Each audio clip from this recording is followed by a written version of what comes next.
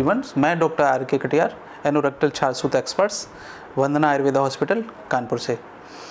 मेरे पास इस तरह के रोगी क्वेश्चन पूछते हैं। बहुत सारे लोगों का सवाल रहता है कि छारसूत ट्रीटमेंट कैसे होता है और ये क्यों कराना चाहिए, क्या इससे दोबारा बीमारी हो जाती है या दोबारा होने के चांसेस रहते हैं।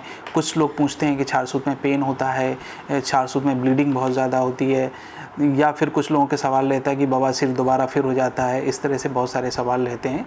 तो और इसमें कितना पैसे का खर्च होता है, इस तरह के बहुत सारे सवाल आते हैं। तो मैं आप लोगों से बताना चाहता हूँ कि छारसूत ट्रीटमेंट ये आयुर्वेद की दोबारा ना होने वाली पद्धति है। अगर आपका आयुर्वेदिक छारसूत एक्सपर्ट्स अपने क्षेत्र में अनुभवशील है तो वो इस तरह के चांसेस नहीं रहते, जिसमें कि बवासीर, भगंदर, फिशर साइनस या गुदा रोगों की जांच हमारे यहाँ पे अरसोग्राम द्वारा हम लोग कर लेते हैं। और प्रॉपर जो बवासीर होती है या भगंदर होती है उनकी स्टेजेस अलग अलग रहती हैं, या फिशर उनकी स्टेजेस अलग होती हैं।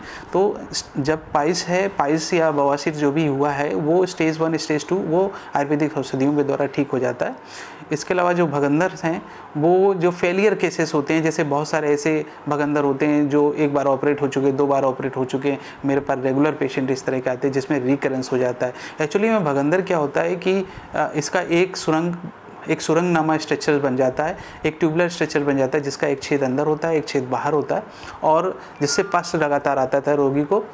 कभी कभी फुलसी का रूप लेता है और फुलसी से पस आने लगता है। तो यहाँ पे क्या होता है, हम लोग छारसूत्र को अंदर बाहर की सुरंग से, बाहर के छेद से अंदर डालते हैं और उसको धागे को बांध देते हैं, जिससे कि छारसूत प्रॉपर उसकी ड्रेनेज, इंडिपेंडेंट ड्रेनेज प्रोवाइड करता है, और दूसरा उसको कटिंग करता हुआ, हीलिंग कराता हुआ बाहर ले आता है।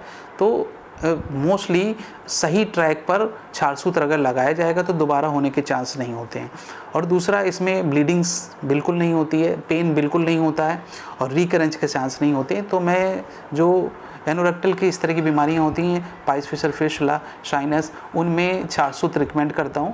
और छारसूत्र भारत सरकार की एक रिकमेंडेड थेरेपी है, एक ट्रीटमेंट है, जिसको WHO, एम्स, BHU, ये सभी मान्यता प्राप्त जो संस्थान हैं उसको सबसे प्रभावकारी और सबसे प्रभावशाली बताया है। तो मैं इस तरह के रोगियों को ओपन सर्जरी के लिए सलाह नहीं देता हूँ कि वो इस तरह के रोगी हैं तो वो आके छारसूत ट्रीटमेंट ले सकते हैं, जो सबसे बेस्ट है।